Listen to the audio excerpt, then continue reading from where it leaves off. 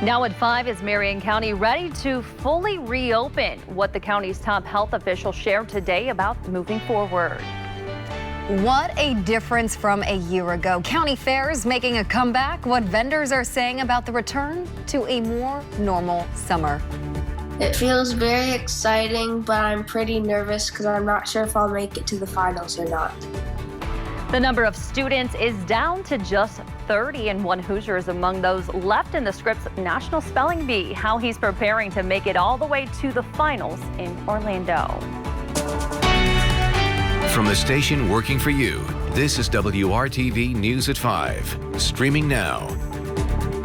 What can you do to ensure Indy reopens soon? Get vaccinated. Get your friends and family vaccinated.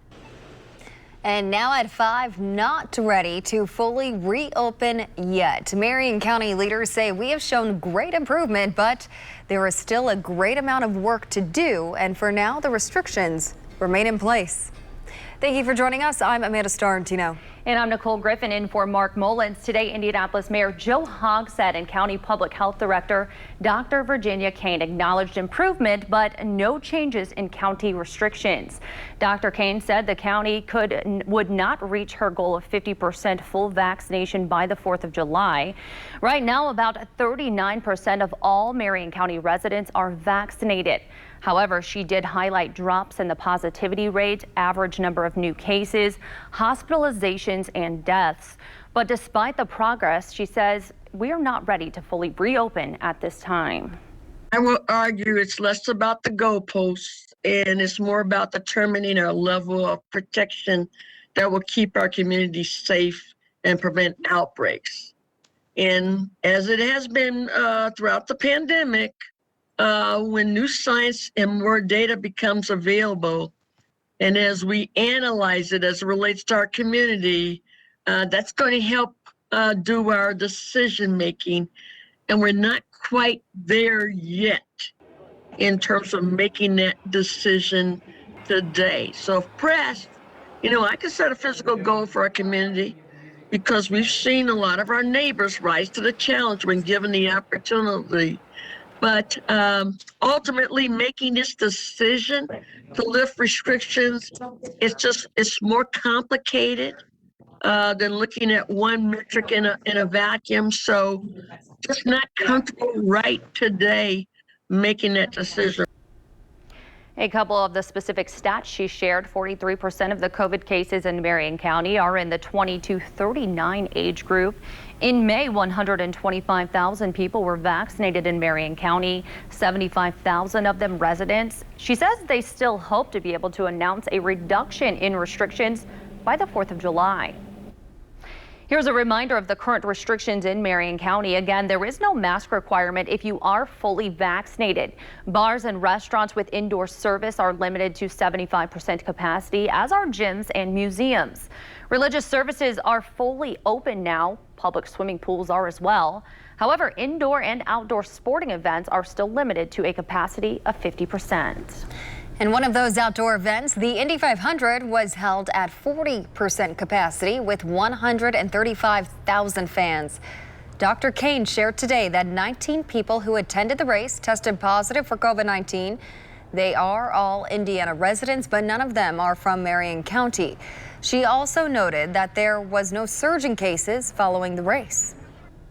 Now for a look at today's statewide numbers. New positive cases and deaths are up a bit from yesterday's reports.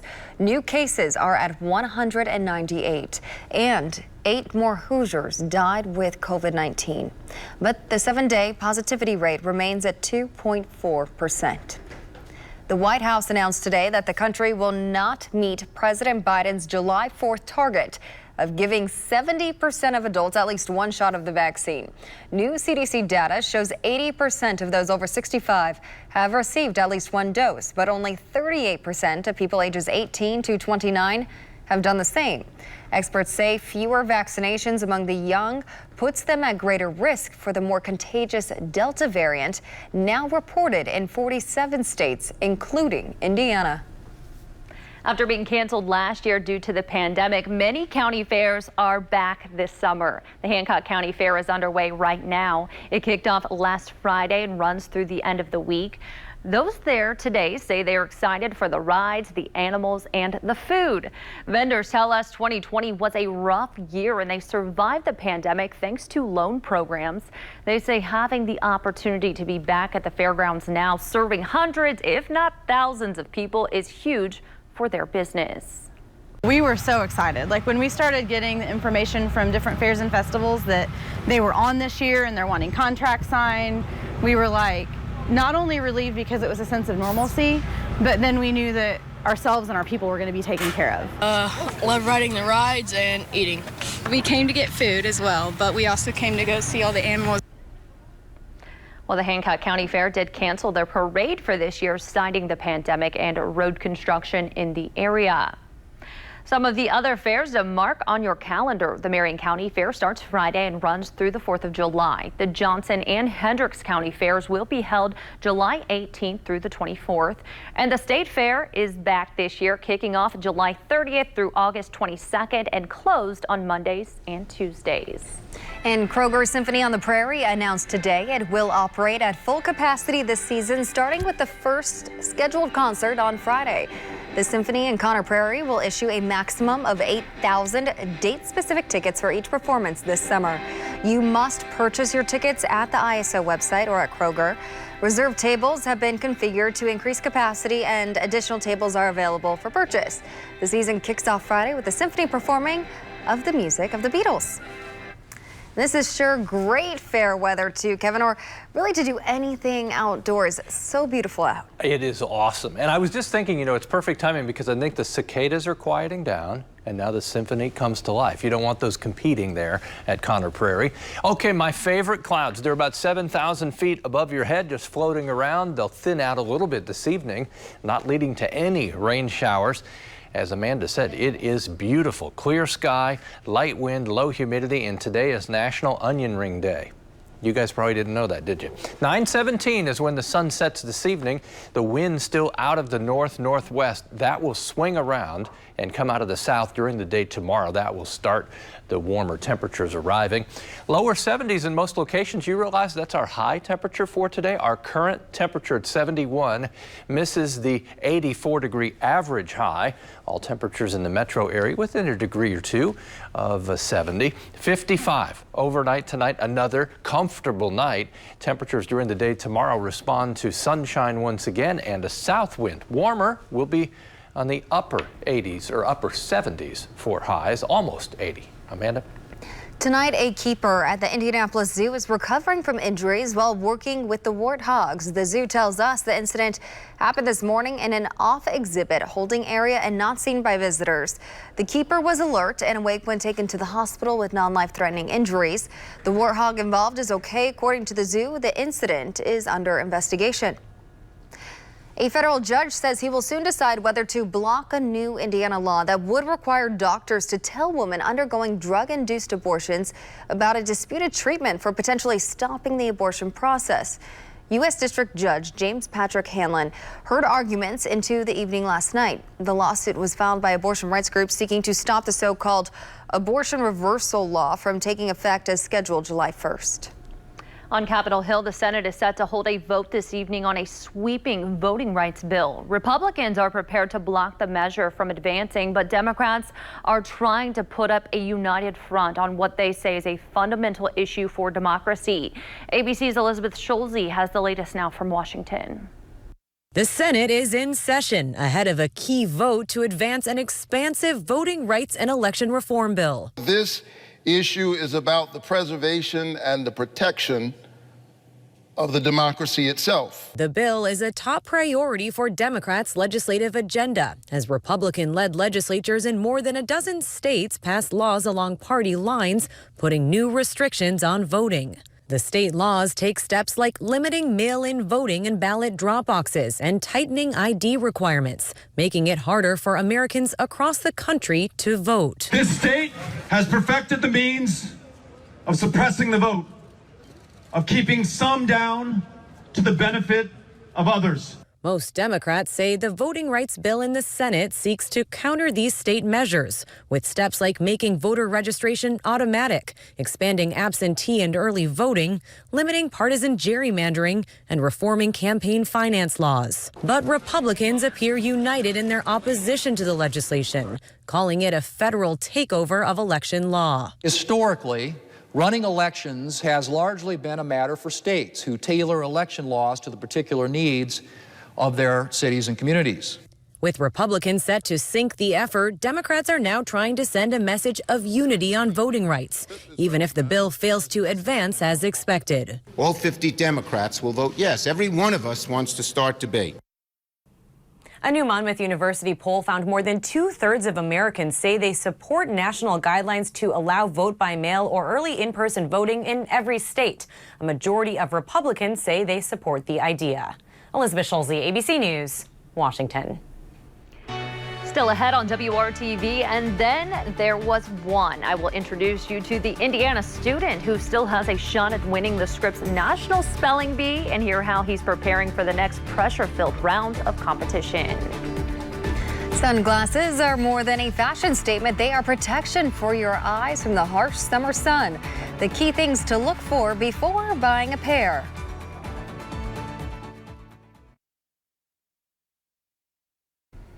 This week, 30 students from across the country and globe are busy studying definitions and words for the semifinals round of the Scripps National Spelling Bee. The competition resumes on Sunday. It started with 209 spellers, 7 from Indiana, but now just 1 Hoosier remains. I talked to him and his mother about making it this far in the competition. Ishan, how are you? Nervous. Ishan Ramrakiani is the last remaining Hoosier in the Scripps National Spelling Bee. It feels very exciting, but I'm pretty nervous because I'm not sure if I'll make it to the finals or not. This year is the first time the 7th grade Canterbury Middle School student from Roanoke in Huntington County has made it to the national competition. How proud are you of him for making it as far as he has so far? Well, we're super proud of him. We're beyond excited for him as well. So, at the point back in February when the county bee was canceled, he was a little disappointed. His last year, he made it to the county bee, but didn't make it past the county bee. So he was a little disappointed. But then when Scripps started doing the regional qualifiers and he got an email about it, he was excited about it. And then it's been a fun journey so far. This year, due to the COVID-19 pandemic, the preliminaries, quarterfinals, and semifinals of the spelling bee are virtual, something Ishan has enjoyed so far. I like that there's no live audience there, so that makes it makes me less nervous. Ranula. R-A-N-U-L-A. Ranula. That is correct.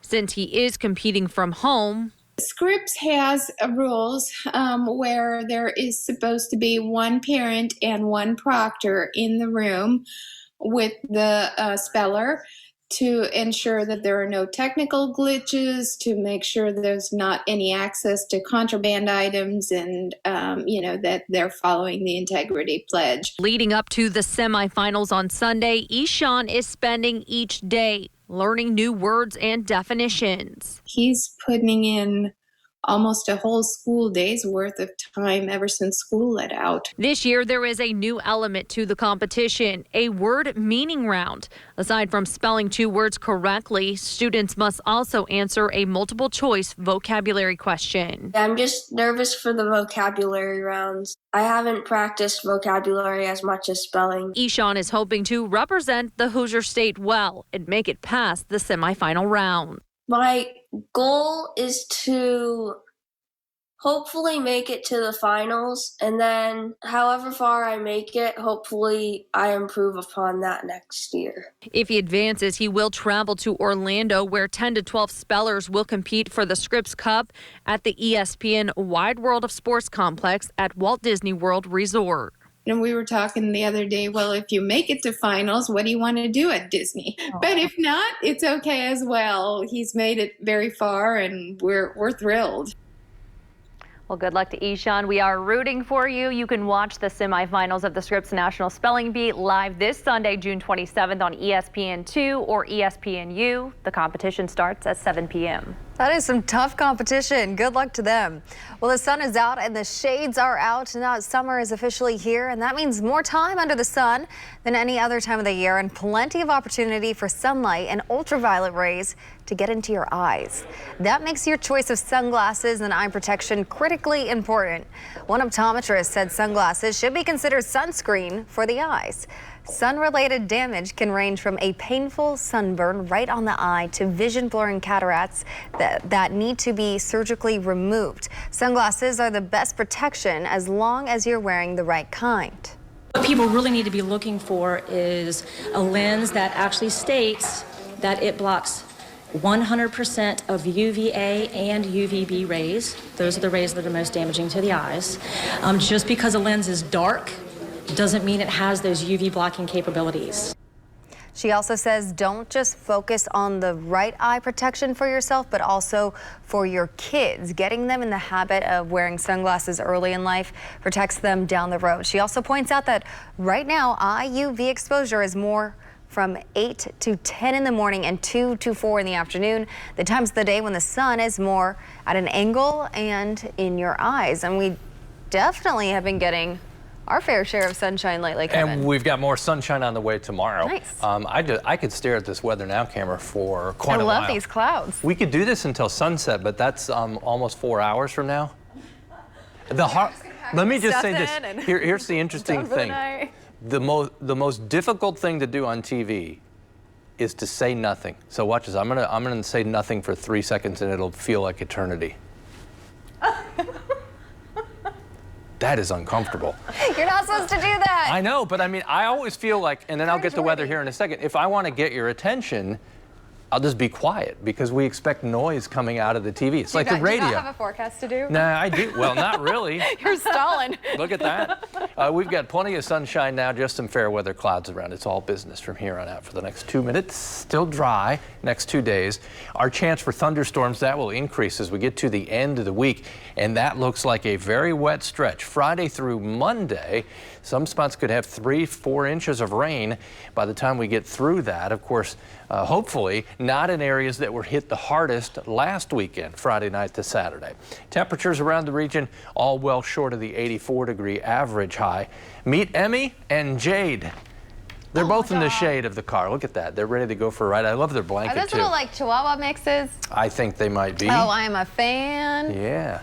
Well, enjoy these temperatures and the windows down when you're driving, the nose out, windows down, temperatures into 50s again by tomorrow morning.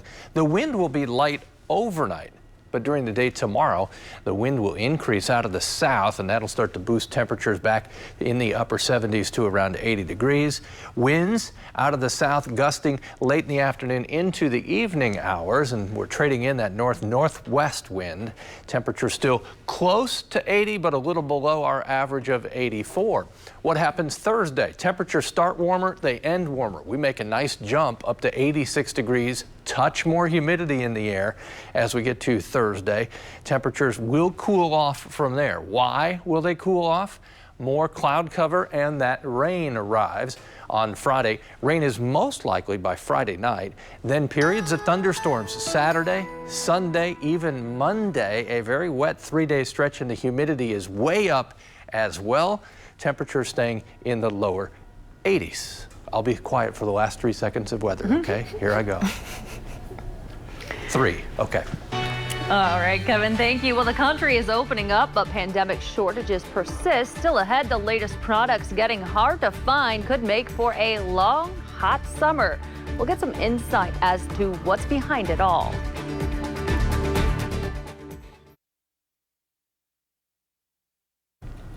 While the country is slowly getting back to normal, many of the shortages that began last summer have let up, and in some cases they are getting worse. Consumer reporter John Matarese looks into why almost everything seems to be in short supply, so you don't waste your money. Everywhere you turn this year, it seems something is in short supply, and families hoping for a backyard swimming pool are the latest to learn of shortages. We're begging the manufacturer. Chris Schwitzer's job these days is often telling customers they're going to have to wait. And I understand their disappointment, but please understand that we're doing everything within our power. Chris is the manager of a swimming pool store. While he still has above-ground pool kits in stock, if you just need to replace your pool liner, that's another story. There is a definite shortage of pool liners, and it's affecting the entire industry. The pool liner shortage is like so many other shortages right now, a combination of surging demand during the pandemic and factories that were shut down for at least a couple of months last year. CNN says the same issues are affecting supplies of chlorine tablets for pools, computer chips and pickup trucks as a result, drywall for home building, and precious metals to make catalytic converters. Making it all worse, a labor and truck driver shortage, according to Carrie Byrne of Total Quality Logistics, the second largest freight brokerage in the U.S. What we're seeing is a disruption in the supply chain that happens sometimes, but now, because of the labor shortage, it's just been exacerbated. So whether you need a sheet of drywall or a swimming pool liner, there's not enough material out there to supply everyone. Pool sellers hope that by this winter, the liner and chlorine shortage ease. As always, don't waste your money. I'm John Matters, WRTV. The eviction moratorium will end next week, leaving thousands of Hoosiers in limbo at risk of being evicted. All new at 6 p.m., the help that could become available and what you have to know. More people are returning to in-person worship services as coronavirus cases decrease and more people get vaccinated. Next at 5:30, how one church welcomed back their congregation and some of the COVID changes they will keep moving forward.